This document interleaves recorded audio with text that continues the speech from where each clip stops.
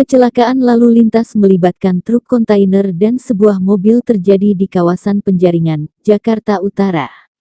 Peti kemas truk terguling hingga menimpa mobil Hyundai dan membuat pengemudi terjepit.